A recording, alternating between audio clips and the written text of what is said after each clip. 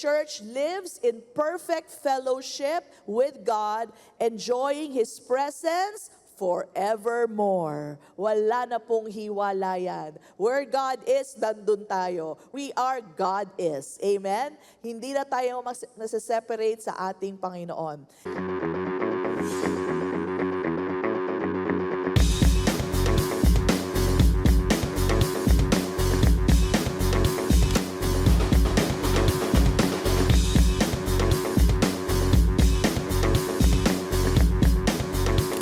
This is the conclusion of our mini-series from 1 Corinthians 7.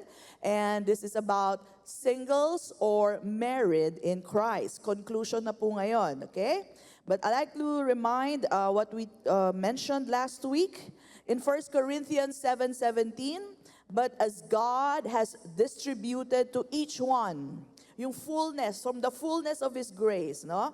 As the Lord has called each one, so let him walk. So I ordain in all the churches. So ito pong ordinansa ni Paul, and ito po ang kanyang guidance sa mga churches. So maging sa atin din po, na kung anong binigay sa iyo ni Lord na biyaya, at kung ano ka, married ka ba, single ka ba, it doesn't matter. Walk as you are called, no? So serve Him as you are called, whether you're single or married. Ang importante po ay hindi yung marital status natin o estado natin sa buhay, kundi ang identity natin in Christ Jesus. Amen? And then we also learned in 1 Corinthians 7:29, but this I say, brethren, the time is short. Sabihin nga natin lahat, the time is short. Maiksi na lang po ang panahon. At kung nasabi na to ni Paul that time, then mas maiksi na po ang panahon natin ngayon. Amen po ba? So with all the things happening, meron nangyayari sa Nigeria, sa Iran, at marami pa yan.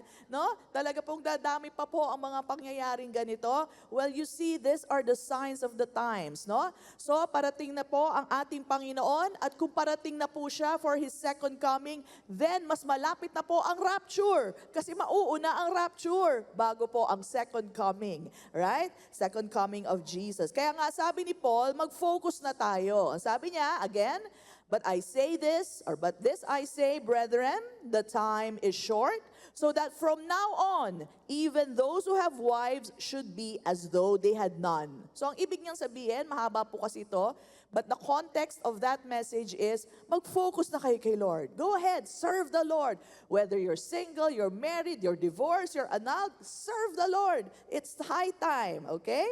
And then, in 1 Corinthians 7:5, sinabi niya dito, and this I say for your own profit.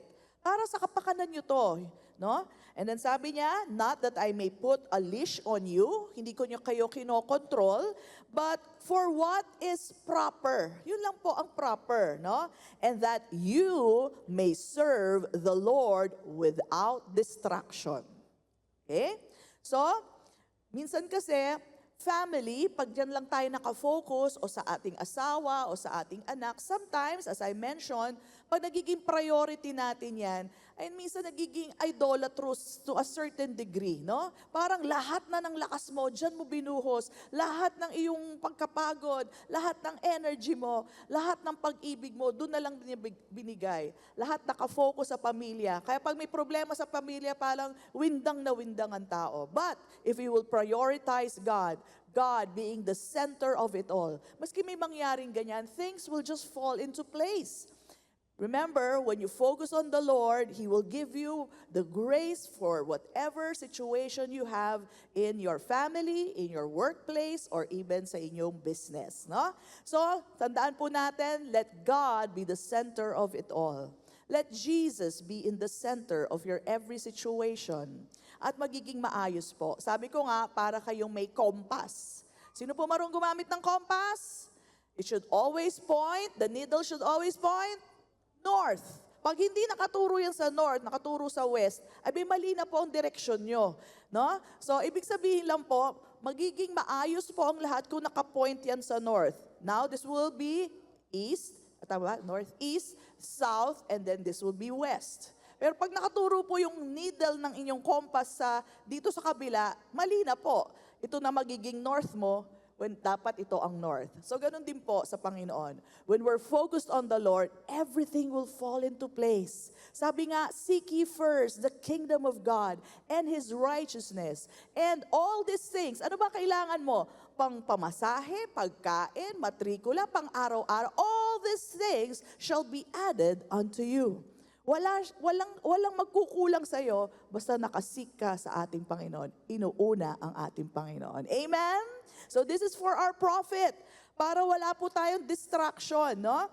Huwag masyado nating itodo sa pamilya na wala na tayong panahon sa ating Diyos, no?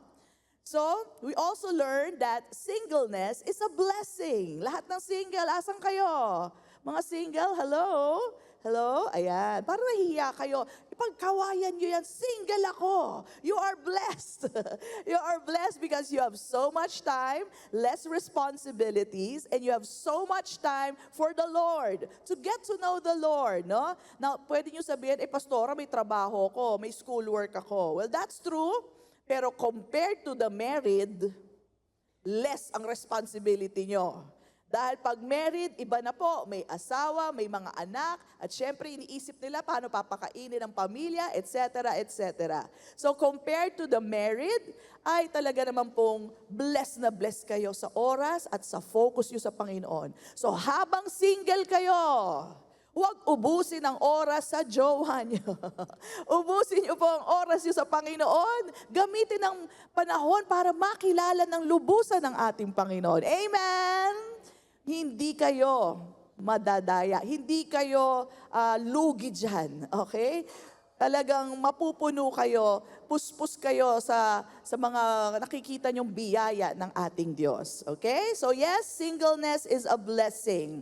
Alright? Now, how about pag married ka na? Paano yan, pastor? Hindi na ako makaka-focus kay Lord. Of course, you still can. Whatever you have been given. Alam nyo, the more you give time to the Lord, the more dumadami ang time nyo. It has been proven. Ako po, proven ko yan. Mas lalo kong bigay ang oras sa Diyos, mas lalo dumadami ang oras ko. Hindi ko alam paano nangyayari yun. It's just the principle of God. Alright? You can never outgive God. Sabi mo nga sa katabi mo, you can never outgive God.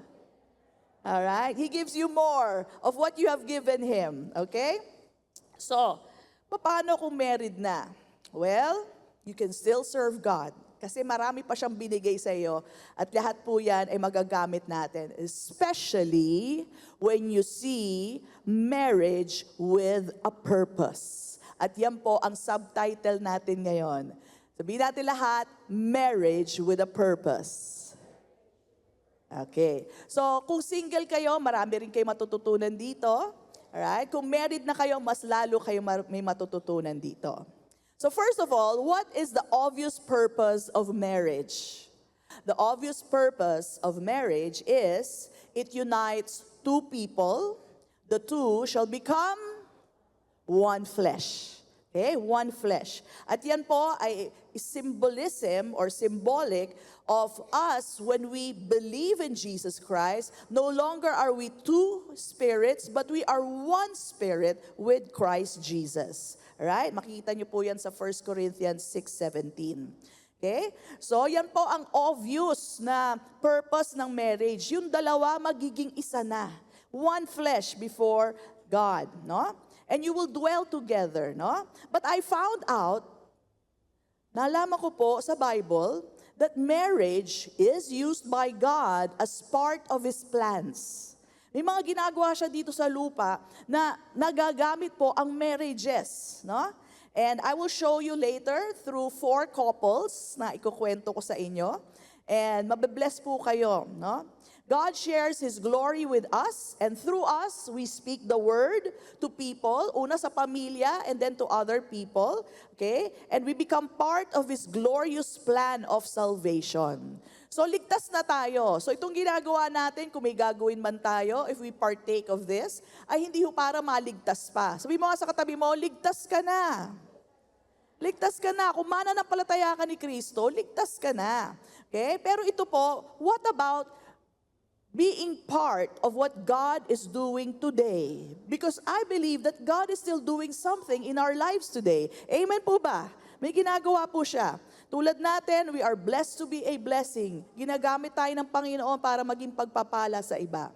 So, tatandaan po natin, sa mga ginagawa ng Diyos ngayon, with or without you, magaganap yon. Pero mas maganda kung kasama ka sa ginagawa ng Diyos sa mga araw natin ngayon. Amen? It's a privilege to be part of the hands of God. Kasi bahagi tayo ng katawan ni Jesus. To be His mouth, to be His hands, to be His feet. Napakaganda po. What a privilege to become part of what God is doing today. At tatandaan natin, makilahok ka o hindi, with or without you, it will happen. Pero mas maganda, kasama ka. Sabihin mo sa katabi mo, mas maganda, kasama ka. Yes, totoo po yan. No? So, let me read to you Isaiah 46, 9-10. It says here, remember the former things of old, for I am God, and there is no other. I am God, and there is none like me.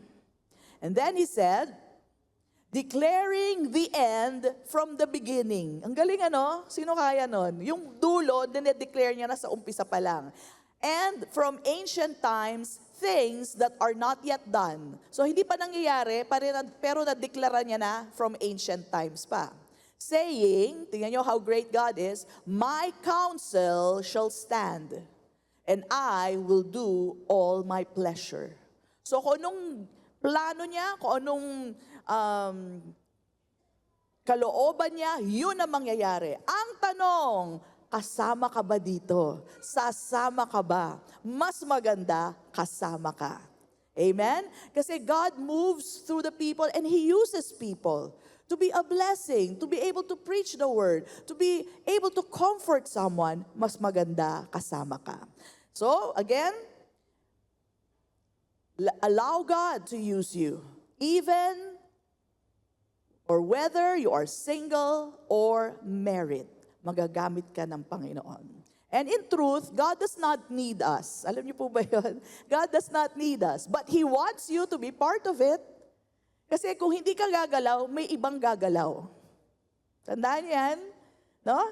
So, He wants us to be part of His plans, to be part of touching people's lives. At napakaganda po nun. So, maski na may asawa ka na at ang dami mo ng responsibilities, alright, by the grace of God, ay makakalahok ka sa gagawin ng ating Panginoon. Okay? Through the fullness of His grace, grace upon grace ang binibigay sa atin, tiyak, makakalahok ka. Okay? So, let's continue. So, this is where we begin marriage with a purpose. Focusing now on marriage, pero may matututunan din po ang mga singles. Alright, so all marriages, alam po natin, Christian or non-Christian marriages, ay nagsisimula po sa romantic love. Tama po ba yan? May attraction, and there's romantic love, no? And it begins there, no? And somehow, sa Pilipino, pero alam ko sa ibang bansa rin, they view romantic love as something of priority. Na pag wala kang love life, wala akong love life. Ganon ang dating. Kailangan may love life ka para complete ka. Well, that's not true. You who are a believer of Jesus, you are complete in Christ. May love life o walang love life, you are complete. Amen? Sabihan mo nga yung katabi mong single, you are complete in Christ. Hindi mo kailangan ng love life or romantic life para lang masabing kompleto ka. Kay Kristo pa lang kompleto ka na. Amen? Yes. And His love so completes you. It's the highest kind of love. In fact, if you've got the love of God, what do you need romantic love for? That's the truth. So satisfying ang pag-ibig ng Diyos para sa atin. So don't put it in a pedestal sa buhay natin. Kasi ganun sa mga Pilipino di ba? Ay, bakit siya wala pa love life, di ba? Kawawa naman ako hanggang ngayon, wala pa rin akong asawa. Di ba ganun yung mga drama? So, kasi nga, ang society, they put it in a pedestal. But tayo mga Kristiyano, we should know better. If we have the love of God, then you're complete in Christ. Alright? Now, if you have romantic love, wala naman ding masama dyan. It all starts with romantic love, yung mga marriages, no? And ang sa akin lang po, para doon sa mga magpapakasal pa lang, hindi ko binaburst ang inyong mga bubbles. Pero romantic love, how should I say it? It's not enduring enough para po magtagal ang isang marriage. Because soon it fades away. It does. Amen ba mga married people? At kung wala kayong agape love at yung mga iba pang love na babanggitin ko, ay you find no purpose in the marriage. Ba't pa tayo nagsasama? Diba? Meron nga ako talaga nakausap, as in front of me, mag-asawa sila. Sabi nung lalaki, hindi naman kasi siya taga rito. Sabi niya sa akin, wala na ako nararamdaman dyan, pastora, wala na ako nafe-feel na pag-ibig sa kanya. Sabi ko, hindi pa rin kayo pwede maghiwalay. Dahil ang marriage ay hindi basis ang feelings. Hindi yan dahil sa emosyon mo. Yan ay commitment, yan ay desisyon. Sabi kong gano'n. Hindi kayo pwede maghiwalay. Sabi niya, wala na akong pag-ibig. Okay, wala na kami magawa. So, that's it. He was not a Christian, and I just pray for him that the Lord talks to him and turns his life around. Okay? But again, sabi ko nga, pag matagal na kayo mag-asawa, yung kilig na papalitan ng kilab. Okay, mga joke lang naman yan, pero merong dating na ganon. At yung mga butterflies na papalitan ng panike. Ayan. Pero whether magkaroon ka ng panike o kilabot, pero andyan pa rin ang pagmamahal ng Diyos, biyaya ng Diyos, masusustain yung marriage. Amen? Talaga minsan may ganun eh. Alright? But you keep on, you go on.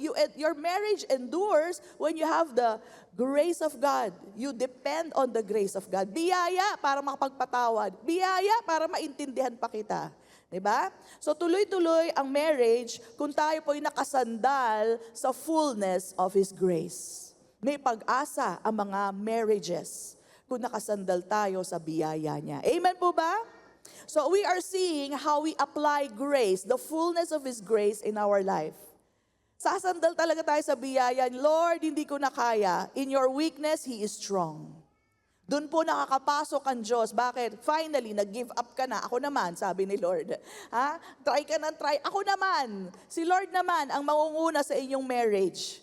Huwag puro tayo. Hayaan nyo ang Diyos manguna sa ating marriage. Okay? So again, what would make marriage long and lasting is the decision and commitment that is completely dependent on the grace of God. Romantic love does not last, and it's not strong enough to make marriage last. So if you're going to marriage just for the romance, the romantic love, kakapusin. Okay? There should be more. So starting point, romantic love, okay yan. We all start that way. Okay? It's what you call eros or erotic love. It still is love, but it should cross over to the second kind of love, which is what you call phileo love. Sabihin natin lahat, phileo love. This is brotherly, sisterly love. No? That's good. Kasi sa totoo naman, tayo po ay magkakapatid sa Panginoon. Okay? So phileo love. So may stage sa mag-asawa, pagising niya parang, hi bro, parang magkapatid na lang kayo. Di ba? Wala nang parang talaga magkapatid na lang tayong dalawa. Meron pong ganyan. Tama po ba ako, mga married people? Yes, ganun po yun. Parang magkapatid na lang. So it's good, no? And yung iba naman, mga marriages, ay tumatawid dan sa storge. Alam niyo yung storge? Storge love is motherly love. May nakausap ako, sabi nung misis, Pastora, yan nga pala yung panganay ko. Sabi ko, asan? Ayan yung asawa ko, panganay kong anak. Sabi niya ganyan. Parang nanay na siya nung anak. Nakadepende sa obra sa kanya. Siya na daw ang nanay. Natawa lang ako. But hindi masyado ideal for marriages. What would be better is from eros love, become phileo, to agape love. Mag-cross over to agape love. Kung saan, unconditional love, it is sacrificial, it is the God kind of love. Sabihin natin lahat, God kind of love. Yon. Yung may pagpapatawad na, yung may understanding, yung may patience, no? So the love of God has been shed abroad in our hearts. Kaya tinitiyak ko sa inyo, lahat ng mananampalataya dito, merong agape love. Amen? I need to make you aware of that. Otherwise, hindi nyo mayu-utilize. Ang kakapain nyo lang ay pag-ibig nyong romance. Kulang na kulang. Pero you have it in you.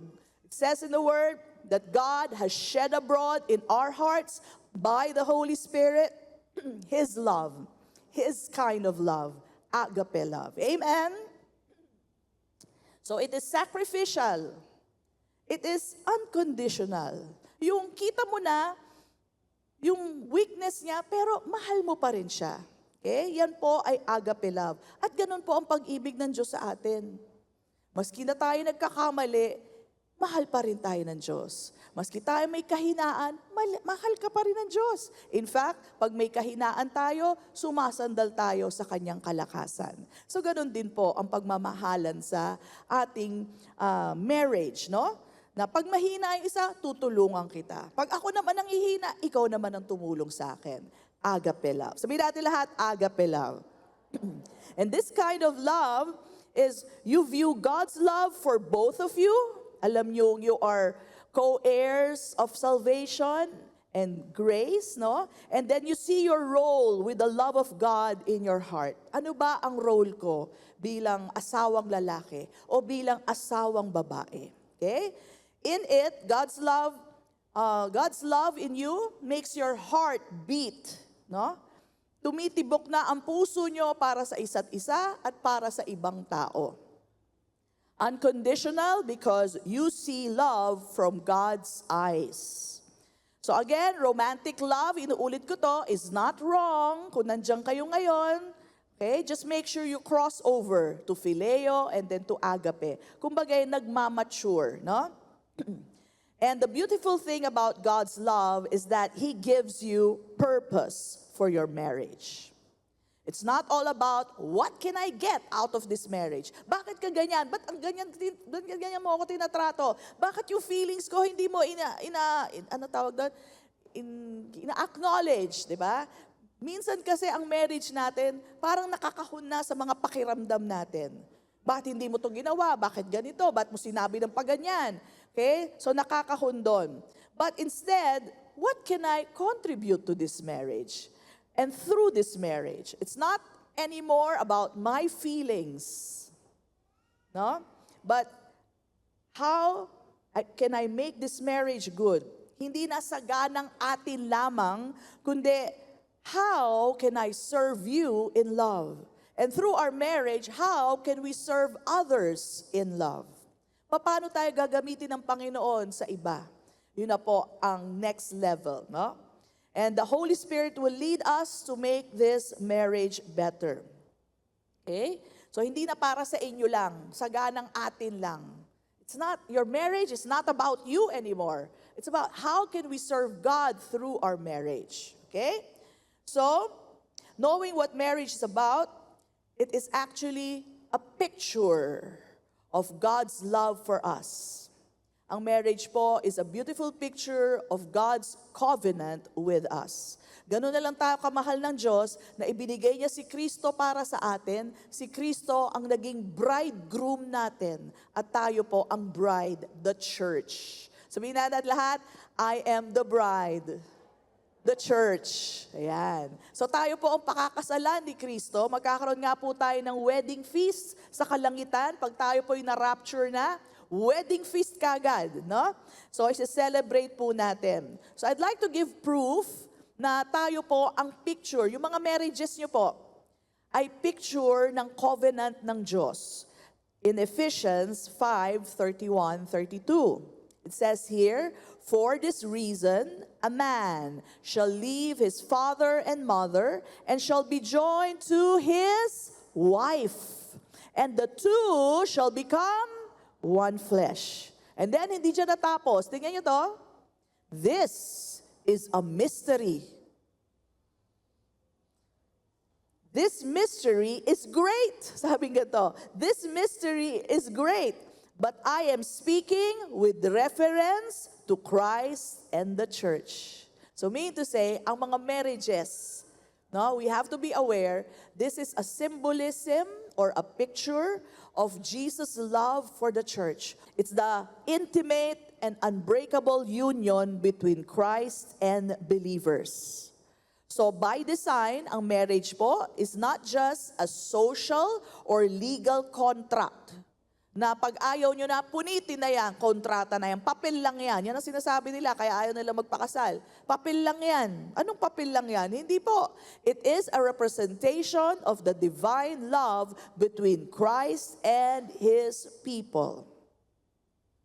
And also, through marriage, no, God fulfilled His covenant with Jesus.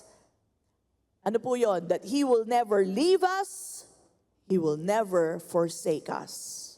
Kaya nga po, God hates divorce. Kasi it is a picture of His covenant. Kaya pag may nagdi-divorce, hindi talaga kalooban ng Diyos yan. Pinayagan lang ni Moses dahil sa katigasan ng puso ng tao. Pero hindi ang Diyos ang pumayag. Pero of course, I tell you, under grace, merong mga pangyayari wherein it's no longer possible. Kaya po, pinapayagan yan. May grace naman po. Kaya kung ikaw ay bugbog sarado, ano pang ginagawa mo? The peace of God is for you. Go, you can go. Kung kayo po ay verbally abused, no? Walang katahimikan, walang kapayapaan. God's peace is for you. He wants peace for you. There's grace for you. You don't have to be condemned, no? Kung ganun po ang nangyayari. So, bakit po ayaw ng Diyos ang divorce? Because divorce means an end of a covenant. It's an end of a covenant. On the other hand, remaining married, no matter how imperfect the marriage is, wala naman pong perfect marriage. Huwag kayo maghahanap ng perfect marriage. Wala niyan. Bakit? Nandun ka eh.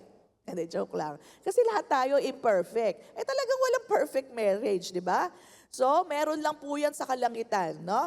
So, on the other hand, remaining married, no matter how imperfect the marriage is, and to love each other unconditionally, is showing God's love here on earth. So, kung posible lang, inuulit ko po ito, if only and when only possible. But there are cases, and I've seen some, hindi na ko talaga posible.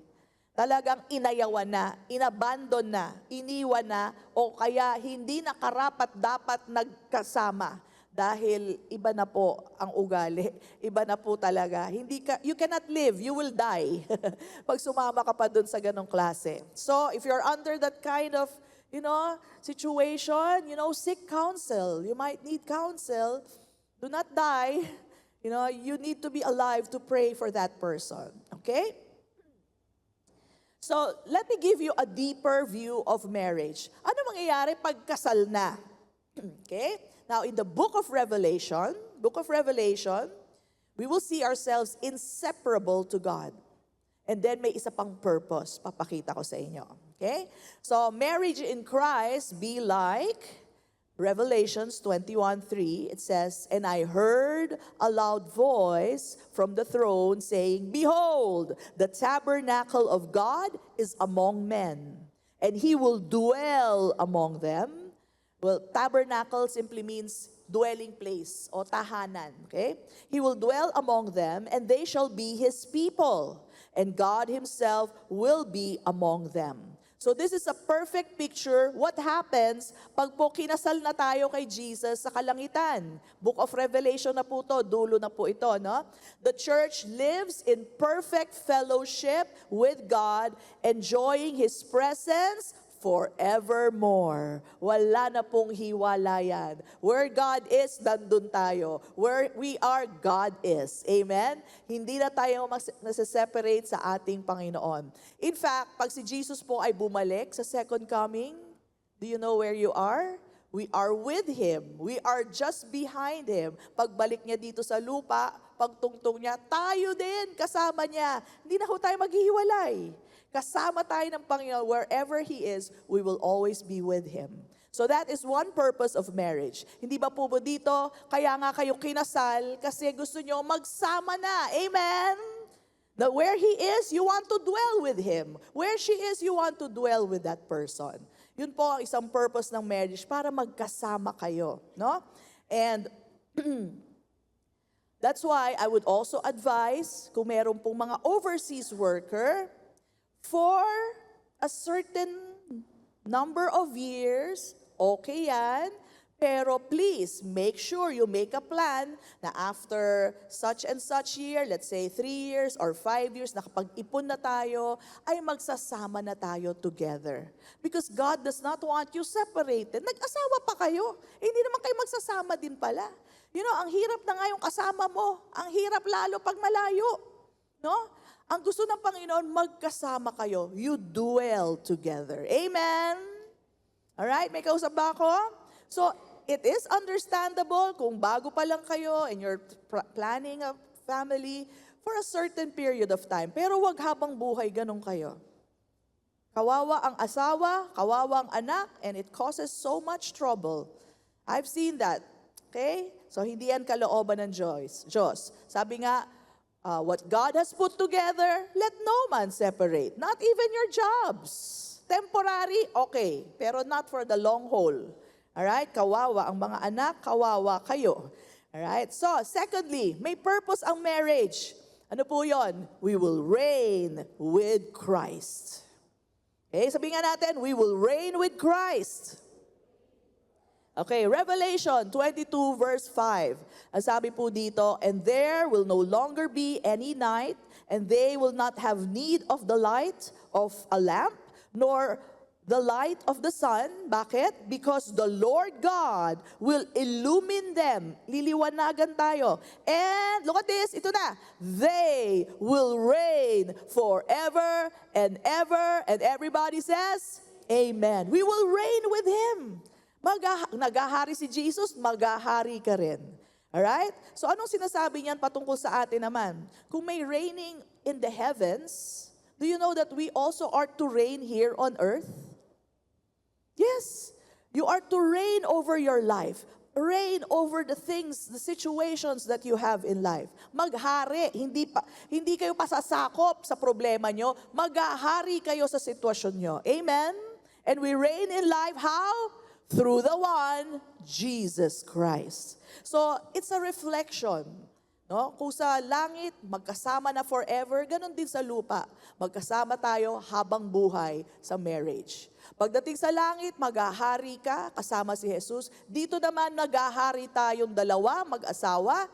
How? Through the one, Jesus Christ. So may purpose po talaga ang marriage. And today, talagang i-unfold po natin yan ngayon. Okay? So, marriage here on earth is for a higher purpose. Hindi lang yan para sa mga feelings nyo. Okay? It's not all about just our feelings, what I can get from you, anong ginawa mo sa akin, ikaw asawa ko, you know, it's not just that. Mayroon pa hong purpose ang marriage, no? So, we will find this out today. Now, baka question nyo, Pastora, saan mo ba nakuha yan? Na merong purpose dapat ang marriage. Well, one time, I was seeking the Lord and sabi ko sa Kanya, Lord, bigyan niyo naman ako ng mga verses na, you know, yung pang-love, yung mga, pagka may mga, kunwari, may mga college students, o kaya may mag-aasawa, o kaya mag-asawa, sabi ko ganyan, na kailangan nila ng verses for their love life, sa kanilang marriage, may maibigay naman ako. So, wala po siyang binigay sa akin. Pero, pinakita niya po sa akin na in the Bible ay may purpose ang marriage. So, I started to read one marriage after another. I found 4 na ikukwento ko sa inyo ngayon. Pero imbis na love story ang nahanap ko, alam niyo nakita ko? Mission stories. Purpose stories. Hindi love story. Naghahanap ako ng love eh. Asan ba yung nagkatinginan sila, tapos nagtitigan, at tapos na in love sila? Walang ganun. Hanap ako ng hanap. Walang ganun. Walang romance. Sabi ko, at walang romance, nakaka-disappoint naman to. Samantalang dito sa lupa, di ba? Ang mga movies, puro yun ang highlight di ba? Romance, di ba? Pag mga Korean, talaga naman nakaka-in love, di ba? Pag nagkatitigang ganun, yun na. Di ba? So, naghahanap ako ng ganun, wala. Except for the Song of Solomon, kasi yun yung love ni Jesus for us. Pero kung yung mga kwentong tao, naghanap ako, wala talaga. So, let me show you. Marriage with a purpose. Hindi love stories, kundi marriage for a purpose. Okay? Marriage number 1. And this is the marriage of Ruth. Kilala po ba natin si Ruth? Okay? Siya po ang daughter-in-law ni Naomi. Can we have Naomi on the screen? So si Naomi po, ayan, si Naomi means beautiful, pleasant, maganda. Kaya lang po, ang nangyari kay Naomi, nabalo siya. Nabalo na, namatayan pa ng 2 anak na lalaki. So yung 2 anak niyang lalaki, namatay din, right? And naiwang balo din yung kanilang mga asawa, si Orpah at saka si Ruth. So si Orpah, sinabihan niya, tsaka si Ruth, sige na, bumalik na kayo sa inyong mga kamag-anak, doon na kayo. Pero si Ruth na natiling kasama ni Naomi. Si Orpah umalis na. Pero sabi ni Ruth, your God will be my God. Your people will be my people. Okay? So, pumayag po si Naomi. And then nabalitaan nila, nasa Moab po kasi sila Nabalitaan nila, God is doing something beautiful in Bethlehem. Sumugod po sila sa Bethlehem. Bakit po? Alam niyo po, nung panahon nila, wala pong women that are hired for work. So kung wala kang trabaho at wala kang asawa, it's a death sentence. Being a widow back then, death sentence yan. Mamamatay ka, pulubi, magiging kahiyan ka, at eventually, you'll starve. You'll starve. Wala kang trabaho. So sabi na, punta tayo sa Bethlehem. And so, pagdating nila sa Bethlehem, sabi ni Naomi, mag-glean ka, kumuha ka ng mga mapupulot mong barley. And napunta siya sa orchard ni Boaz. Ayan. So si Boaz, wala po kayo makikitang at nagkatinginan sila. Okay, wala pong ganon. Yan lang sa picture, pero hindi totoo. Walang ganon. Nakita lang ni Boaz, sabi niya, sino yun? And he favored her. Yun lang po makikita nyo, yung pabor na binibigay ni Boaz. Okay? So hinayaan ni Boaz na mag-glean siya, tawag doon, ang nakukuha lang nila, yung barley, ang pwede nilang kunin, hindi yung nasa tangkay o nakatanim. Yung mga malalaglag, yun lang ang pwede nilang damputin at iuwi. Bawal silang kumuha, that's stealing. Pero pag nasa sahig na, nasa lupa na, pwede mong kunin, libre na yon. So, hinayaan siya. No? And then, for her second turn, pinadagdagan pa yung kanyang nakuha. So, kinuwento niya yan kay Naomi, kanyang mother-in-law. Sabi niya, si Boaz, sabi niya ganyan, malayo nating kamag-anak yan. Ganito ang gagawin mo. May plano. Walang love Walang love story. Sabi ko, wala bang twinkling of the eyes? Wala bang nanginginig, kinikilig? Wala. Sabi niya, ganito gagawin mo. Pag natulog si Boaz, matulog ka sa paanan niya. Okay? May plano. Bakit? Kasi kailangan may mag-save sa kanila. Mamamatay sila sa gutom. Okay? So, that's exactly what Ruth did. Nagpahinga po si Boaz at natulog po siya sa paanan ni Boaz. Paggising ni Boaz, may babae. Ang ibig sabihin pala nun, inaalok niya yung sarili niya para maging asawa ni Boaz. Okay? At sabi ni Boaz, okay, I'll make the story short. Sabi niya, may iba ka pang kamag-anak pero I'll do everything para ako ang mag-redeem sa inyo. So ang tawag sa kanya, kinsman redeemer. So, kamag-anak lang po ang pwedeng tumubos sa kanilang mga pagkakautang, at tanggalin sila sa kahihiyan, tanggalin sila sa poverty and even death. And so that's exactly what happened. No? So pinakasalan po ni Ruth si Boaz. At si Boaz pinakasalan si Ruth. By the way, si Boaz po ay 4M. Kilala niyo ang 4M? Matanda, mayaman, at mayamang mayaman. Grabeng yaman ito. Ang yaman, oo. At yan po ang napakasalan ni Ruth. Okay, pero napakatanda na po nito. Kaya na-impress lang sa kanya si Boaz. Sabi niya, you could have taken any young man. Kasi bata pa ho si Ruth. Pero ako ang pinakasalan mo. So, there was no love. There was no attraction. Matanda na po itong pinakasalan ni Ruth. But there was a purpose. And what is the main purpose here? Alam niyo ko ba, si Boaz at si Ruth, ang naging anak nila ay si Obed. At sino si Obed? Si Obed ang tatay ni Jesse. Sino si Jesse? Si Jesse ang tatay ni Haring David. And David is the link to Jesus. Amen. This is the preservation of the lineage of Jesus. There is a purpose. Asa ng romance? Wala akong nakita. Wala talaga ako. Na-disappoint ako. Sabi ko naman lang love story to. Wala man lang titigan. Wala. Okay, that is marriage with a purpose, number 1. Let's go to marriage with a purpose, number 2. This is the, not love story, but the mission impossible story of Esther. Kilala niyo si Esther?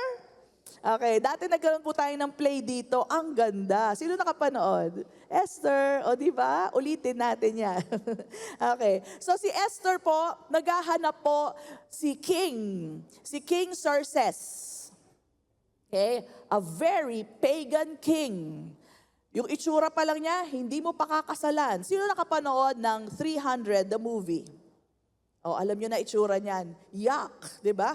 Mukhang, sorry lang, pero mukha siyang demonyo. Yung hari. As in pagan. Pagan talaga. So, why would you offer yourself to that king? And how pagan he is how evil he is. Okay? Wala siyang Diyos at wala siyang takot at napaka-evil po ng ways niya. So, why? Hindi siya na in love do sa hari. Walang love. No romance. Okay? But Esther found herself obeying Mordecai. Si Mordecai po, mga Israelite po yan, na sinako po nitong pagan king na ito. Persian king. Persia is Iran right now. Pray for Iran, okay? But ito po ay wicked king. Ganong ka-wicked? Pag hindi ka niya nagustuhan, I'll chop you to pieces. Pag lumapit ka sa kanya, wala kang appointment, hindi ka pinatatawag, at lumapit ka sa kanya, gugulong ang ulong mo. Gugulong ang ulo mo. Right there and then, pinuputulan nila ng ulo. Ganun po ka-wicked itong king na to. Wala siyang ano sa buhay ng tao. Papatayin kita. Ganun. Yon. So anyway, yan po ang king na pinakasalan si Esther. And why? Now the story unfolds. The mission impossible unfolds. Meron pong isang right hand si King Xerxes. His name is Haman. Sorry. Pero pareha sila ng purpose. To annihilate the Israelites, the Jews. Sounds familiar? Haman, Hamas. Iisa po ang spirito nila. Patayin lahat ng Hudyo. Di ba kayo nagtataka? Gusto sila patayin ng Hudyo. Ang liit-liit na bansa, gusto nilang patayin. Something about it. You know why? Because that's the lineage of Jesus. Pag nawala ang Israel, saan tutungtong si Jesus sa kanyang pagmumuling balik? Kaya, pray for Israel. Yeah? Pray for Israel. Even the Bible declares preservation of the Israel nation. Palagi yan. So anyway, going back to the story. So, to si Haman, galit na galit kay Mordecai. Bakit? Hindi nagbabow down sa kanya. Lahat ng tao nagbabow down sa kanya. Lahat ng sinakop nilang mga bansa, lahat nagbabow down. Pero si Mordecai, who only believes in God, will not bow down to anyone. And so, sabi ni Mordecai, ni Haman, baliwala lahat ng yaman ko. Itong mga ari-arian ko, napakayaman ni Haman, right hand yan nung hari. Okay? And so sabi niya, lahat ng yaman ko, baliwala. Lahat ng na-accomplish ko, maski posisyon ko, baliwala. Kung hindi magbabow down sa akin ng mga Hudyo. Ganun na lang ang galit niya. Same spirit. Okay? So anyway, sabi niya, nagawa siya ng storya na itong mga tao na to ay masasama, kaya patayin natin lahat to. Pumayag naman yung hari. Ganyan yung ka-wicked yung hari na yan. Anything evil, let's go, let's do it. Okay? So payag na payag yung hari. Okay? Not knowing na si Esther is also one of the Jews. Okay? And that's why, inutusan ni Mordecai, asawa na siya ng hari, inutusan ni Mordecai, lumapit ka sa hari, kailangan mo paalam na papatayin tayo ni Haman. Okay? And so sabi ni Esther, yung unang lapit sa kanya ni Mordecai, sabi niya, hindi ko kaya gawin yan. Hindi pa ako pinapatawag ng hari, putol ang ulo ko niyan. And that's the truth. Alam po ng lahat yan, putol ang ulo niya. Okay? Pag lumapit siya sa hari. But, sabi ni Mordecai, pag hindi mo ginawa yan, ang plano ng Diyos matutuloy pa rin. Israel will still be saved. Pero asan ka kung hindi ka sasali? Parang sinasabi ko sa inyo, ang plano ng Diyos lagi matutuloy. Pag hindi ka, may iba siyang gagamitin. Pero what a privilege to be part of it. Diba? And so Esther, sabi niya, mamamatay ako kung mamamatay. Ang ganda nun. Ang ganda po nung part ng drama namin. Hindi ko mapakalimutan yan. So anyway, we had that here. And that was the most dramatic part. And so, hindi siya pinapatawag ng hari, pero pinangahas niyang pumunta sa harap ng hari. Again, there's no love here. This is a king na marami siyang concubines. May pinaltang asawa. At ito, may bago na naman siyang asawa. Marami siyang asawa actually. She's just one of them. Kaya kung wala kang appointment, pwedeng putol ang ulo mo. So, andyan na siya. Dumating si Queen Esther. Hinarang po ng mga sundalo. Ng mga tao sa sundalo. And buti na lang, nakita ng hari. Buti nandun yung hari. At hinarang niya yung kanyang scepter. Okay? Again, ang makikita nyo, not love, favor. Favor.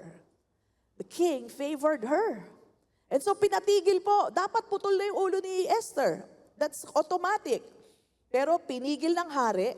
And then pinalapit pa si Esther. Tingnan niyo yung favor Sabi niya kay Esther, sabihin mo sa akin kung anong gusto mo. Maski kalahati ng aking ari-arian, ibibigay ko sa iyo. Ang tawag doon, grabing favor. Favor. You see, what you can see here is that God can turn even the heart of a wicked king. Amen? Ganun po kapangyarihan ng Diyos. Alam niyo po ba yung word na God was never mentioned in the book of Esther? Pero ang magic dyan, hindi magic, ang pinaka-wow moment dyan, merong tinatawag na, I forgot the word, pero makikita niyo yung name ng Yahweh all throughout the book of Esther. I forgot what is called. May equal distant letters in the Hebrew, and you will see Yahweh. Galing. Wala yung word na God, but you will see Yahweh. So this is the work of God, no? It's not the work of man. So anyway, sabi niya, maski kalahati ng aking ari-arian, bibigay ko sa iyo. So sabi ni Esther, hayaan niyo po ako na ipagawa kayo ng isang piging, party. At doon ko po sasabihin sa inyo ang aking request. So pumayag itong evil king na to. Okay? Biro mo, dinelay pa, hindi kagad sinabi. Sino ka? Para i-delay mo yung sabihin mo sa akin. Pero si Esther, dinelay pa niya. One day, the next day, naghanda siya. And then sabi nung king, ano yung sasabihin mo sa akin? Sabi niya, merong gustong pumatay sa aming lahi. Sabi niya, ganyan. Ang lahi na yon ay mga Israelita. Kami mga Jews. Gusto kaming patayin. Saktong-sakto, pasok si Haman. Sabi, sino? Siya! Si Haman! Gusto niya kaming patay. Ang ganda talaga ng timing nun. Pumasok si Haman. Okay? So, nagalit yung hari. Galit na galit yung hari. Lumabas muna, nagpahangin. Okay? Kasi kanang kamay niya yun So, na-build up na ni Esther yung story na may gustong pumatay sa kanila.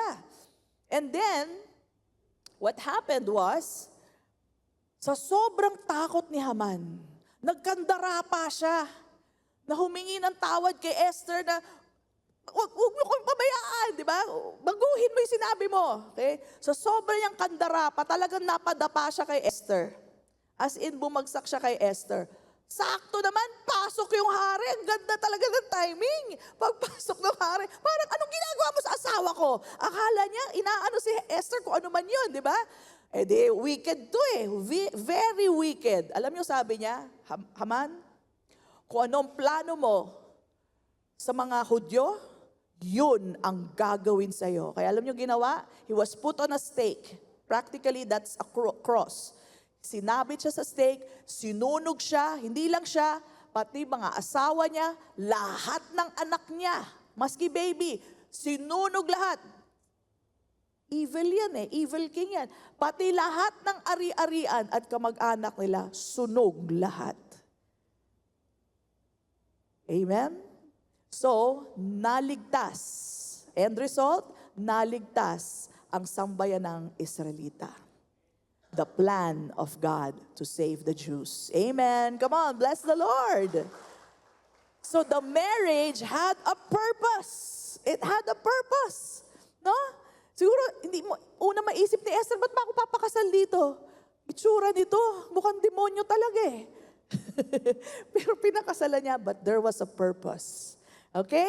So, again, that is not a love story, but a mission story, a purpose story. Okay? Let's go to mission story number 3. Are we learning? And this story, you all know. This is a marriage between Joseph and Mary. Ayan, Mary and Joseph. So alam naman natin, engaged si Mary kay Joseph. At alam niyo po, pag engaged sila, nung panahon na yon, it's as good as married na.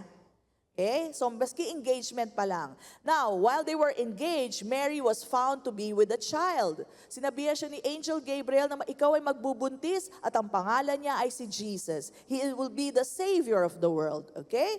And so, nung narinig to ni Joseph, pinagtapat siguro sa kanya ni Mary, nabuntis ako, syempre, hello, saan ka kumuha ng tatay, di ba? So, sabi ni Joseph, he will divorce Mary quietly. So, engaged pa lang sila pero di-divorce na daw niya. Bakit po quietly? Kasi babatuhin po ng bato si Mary hanggang mamatay pag nalaman na siya ay buntis. No? So, they did it quietly. But, as we all know, Joseph was visited by the angel Gabriel. At sabi sa kanya, take Mary to be your wife. So, nalaman niya kung ano yung plano and he agreed to the plan of God. So again, usually in marriages sa mga Hudyo, ito po ay fixed marriages, arranged marriages. By tradition, it is known that Mary was very young, pero si Joseph ay matanda na rin po. Okay? And wala kayo naririnig na love. Walang sinabi, and Mary fell in love with Joseph. Wala pong ganon. Okay?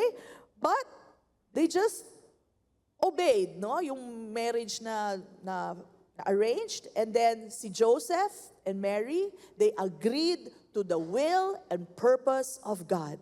Kaya sila po ay nagpakasal at naipanganak ang ating tagapagligtas, ating Panginoong Jesus. Amen?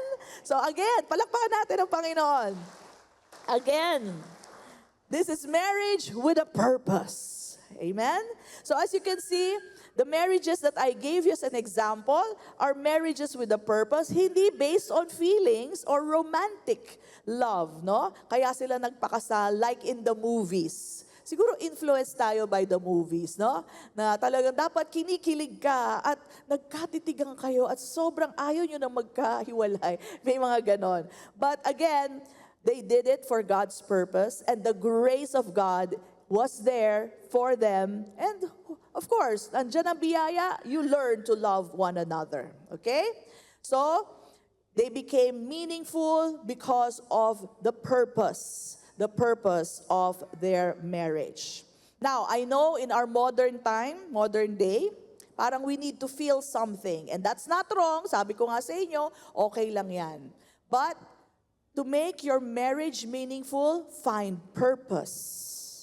Find purpose in your marriage. No? Hindi lang basta feelings ang lamang loob ng inyong marriage. May purpose dyan ang Panginoon. Okay? So, if you're already married, discover the purpose. I'll give you some clues in a while. Discover the purpose in your marriage. No? Iba-iba po yan. It will be different for one another. But lahat po ito unto Christ. No? So, if you plan to get married, take note, maganda po, may purpose po ang marriage nyo. Last couple, even Adam. Tingnan niyo po to, you will learn so much. Even Adam was not given a romantic partner. Hindi sinabi, and God gave Adam a romantic lover. But, ano pong binigay sa kanya? A helper comparable to him. Kasi magdo-dominion si Adam. He will rule over the world at kailangan niya ng helper. May vision ang Panginoon sa kanya. Kaya ang binigay sa kanyang partner, someone to help him. Amen? Okay? So, dominion of the earth. Yun po ang kailangan gawin ni Adan. No? So tayo, we are to rule and reign over our life. Rule and reign in life. How? Through the one, Jesus Christ. Parehas lang po. Okay, now, I want to help you, kaya kailangan alam nyo to. The words, comparable helper. Sabihin natin lahat, comparable helper. It's the Hebrew word, ezer kenegdo. Pakisabi? Ezer kenegdo. It means the wife is a help that comes against. Ulitin ko. It's a help, yung asawa niyong babae, she is a help that comes against. Pastor, ano ba naman klaseng tulong yun? Tutulong ako, kontrahin naman ako. Opo, tulong yun. It is a help that comes against you. Bakit help ang binigay? No? Kasi nga meron kayong gagawin at siya ang tulong para magampanan mo ang iyong gagawin according to the purposes of God. According to the reigning that you will do here on earth. So ito po yung pagkontra, hindi po saganang ating lang ha mga babae, hindi ito saganang inyo lang. Ito po yung tulong sa inyong asawa. Okay? Kaya kung napapansin nyo, lagi kayong kinokontra ng asawa nyo na. Lagi kayong kinokontra, tama mga mister? O, kasi yan ang disenyo nila para kontrahin ka. Totoo po yan. Pastora, parang nakakaasar naman yun. O nga, kaya nga, ezer, kakaasar, kenegdo. Nakakaasar talaga. Ayan. So, talaga nakakaasar. Ayan. So, kung na-eser kayo, she's doing her job. She's doing her job. She is the help against. Help against. Pastor, ano bang klaseng tulong yon? Ipapakita ko sa inyo. And this picture will give you clarification. Can we have the picture of the tree? Ayan. Mga husband, kayo po ang puno na tumatayo. At yung asawa nyo, yung stick that is against you para hindi kayo bumagsak. Kaya kung kinokontra kayo ng asawa nyo babae, tulong niya yan. Tandaan nyo. Tulong niya yan. Kumokontra nga lang, pero tulong niya yan sa inyo. Amen. And the more niya ikaw kontrahin, the more it's because she loves you. Alam niyo ang babae, pag tumigil na ang kumontra sa inyo, tapos na sila sa inyo. Ayaw nyo, ayaw mo magpatulong, o sige, bahala ka. Ganun na yon. Huwag umabot doon. Because she is that help that you need. And she will always be against you. Diba? Sabi niyo, bili tayo ng ganito, bili tayo bagong kotse. Dad, bibili na naman. Ano ba yan? Di ba meron pa tayong ganito? Ah, oo nga pala. Eh paano kung walang kukontra sa inyo? Di bili kayo ng bili. Di ba? So meron pong disenyo ang inyong misis para kontrahin kayo, para po kayo lalong lumago, lalong tumibay, amen? Lalong mag-increase sa buhay dahil sa kakakontra ng asawa nyo. Nakaka-eser? Nakaka-eser. Nakaka-eser talaga. Pero tulong yan ng asawa nyo. Amen! And I pray this helps you. Ang dami na po nag-chat sa akin, Pastora, thank you! Pero yun po talaga ang totoo. Ezer kenegdo. And let me tell you about the word Ezer kenegdo. Do you know that that same term, Ezer, is the term that was used for the Holy Spirit? Same. At sabi ni Jesus, ito pa pagkasabi ni Jesus, I will give you another helper. Alright? Another helper. So ang helper na yon ay ang Holy Spirit, Ezer. And sino yung another? Siya. Si Jesus din ay tulong. Kaya nga po, tayo, pagka, di ba, minsan may ginagawa tayo, sasabihin sa'yo ng Holy Spirit, oh, wag na yan. O, di ba, kinokontra ka rin? O, tama na yan. O, di ba, kinokontra ka rin? Trabaho niya yun. So, mga misis, kung kailangan nyo ng model, the Holy Spirit is your model. Paano bang tulungan ng asawa ko? No?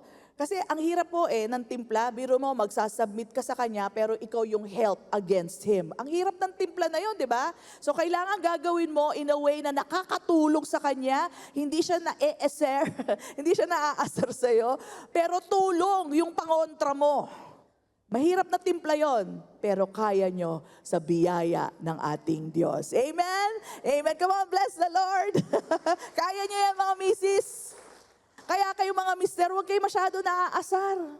Talagang ganun ang trabaho nila. Okay? So, they were designed to do that. And it is their help to you. At kayo naman mga misis, gandahan naman natin ang pag-e-eser. Okay? Gandahan nyo, yung tama yung salita. Ang huwag na huwag nyo gagawin. Nakita nyo itong mga stick na to? Tulong yan, di ba? Para makatayo siya. Maging matibay. Okay? Ang huwag na huwag nyo gagawin, yung tulak nyo ganyan, parang dudurugin nyo yung asawa nyo. O parang gagamitin yung panghataw sa asawa nyo. Remember that your husband is the head of you. The head of the wife. Saan ka makakarating pag durog ang head mo? Amen? Para mo na rin dinurog ang sarili mo. So never use this against him in a bad way. Always use it to help him grow stronger, mas matibay, mas matayog. Amen? And together, you do the purpose of God. Together, you will reign in life. How? Through the one, Jesus Christ. Amen po ba? Amen. Praise God. I hope that helped you. So, again, ikaw ang tutulak sa kanya para mapatayo siya, maging matibay siya. And that is your beautiful purpose as your wife, as the wife. At mga husband, see that as a precious task ng inyong asawa. Okay? Yan po ay tulong na maganda. So again, as we see the purpose of marriage, no? Laliman po natin para it's not all about our feelings and what you can do for me. It's not about your feelings. God has a plan for your marriage. Just like Adam, he was to have dominion over the earth. Kasama si Eve, kasama yung babae. So, bibigyan ko na po kayo ng stages. Arvin, we're done. So maybe, at the start of your marriage, baka nasa season 1 kayo of the purpose. No? Maybe you are maturing in your relationship with each other in Christ. Season 1. And then, season 2, maybe you are now raising godly children. This is your purpose now. Oh, let's raise our kids. Turuan natin sila magbasa ng Bible. You know, let's bring them to Christian school, Sunday school, right? Let's raise them godly. Maybe you are in that season right now. Or now, maybe you are in season 3. Ito ang purpose nyo ngayon. To reach out to your spouse na may pinagdadaanan. Sa buhay, minsan nagiging weak, may nagkakamali, mali ang desisyon. Maybe this is your time to reach out to your spouse to mature in Christ. Tulungan sila. Alam nyo, minsan may mga magrereklamo sa akin, Pastora, ba't ganito yung asawa ko? Ganyan. Alam nyo ba, kayo ang tulong na binigay para sa asawa nyo. Don't give up on them. You are that person. You were called for such a time as this to help out a person, a brother in Christ. na makaahon, sino pa ba tutulong sa kanya? Kapitbahay nyo, barkada niya. Di ba ikaw talaga tutulong sa kanya. Meron ba siyang bad habits? Meron ba siyang pinagdadaanan na hindi kaaya-aya? Well, you're the wife. You are that support against him that would help him get out of a bad situation. Don't give up on your husband. Nandyan ka for a purpose. Or maybe ikaw naman ang nanghihina. Andyan ang pag-ibig ng iyong asawa. Don't give up on each other. Unless at stake na yung buhay nyo, ha? Pag hinahabol na kayo ng kutsilyo, ay sige, alam nyo na ang gagawin nyo. But what I'm talking about is, may problema. Nagmali ang desisyon. Help them. Sino pa ba tutulong sa kanila? May mission ka. May purpose ka. He's another believer in Christ. He's not just your husband or your wife. He's a brother in Christ. Help them. Huwag yung iwanan ko na siya, ganyan pala ugali niyan. Ganito pala ang problema niyan. Huwag niyo iwanan. Don't give up on them. You have a mission. You're called for such a time as this. Amen? Or maybe now, nasa next season na kayo, reaching family members or relatives to know Christ. Okay na kayo, you're well mature, well now you can reach out to other people. Okay? Or season 5, maybe you are now mature enough to minister to younger couples. Sabihin sa kanila, ay naku, ganyan lang talaga yan. Huwag niyo masyadong dibdibin ang away niyo. Pagdadaanan niyo lang yan, magbati na kayo. You're in that stage already. That is your purpose. That's the purpose of your marriage, to be a light that shines to them. Remember, that's the symbol of God's love here on earth. Yung pangako niya na hindi kita iiwanan, hindi kita pababayaan. Okay? And then, maybe you can minister to other people in the world. Malay nyo, tawagin kayo ni Lord. Sa ibang lugar naman. Who knows? That's not impossible. Or, of course, wala na po dyan yan. Pero minsan, meron din ako nakakausap ng mga couples. Pastora, nandun kami sa stage wherein we're just taking care of the temple of God. Nandun kami sa stage na we need, syempre, pag mag-asawa, sarap kumain, di ba? Nakakalaki ng katawan. Totoo po yan. Masaya kayo eh. But, you realize, I need my temple to be able to minister to you. Yeah? So we take care of our life now. We are going to do this activity and that, and nandun kami sa process of fixing our diet. That's good. That's a purpose.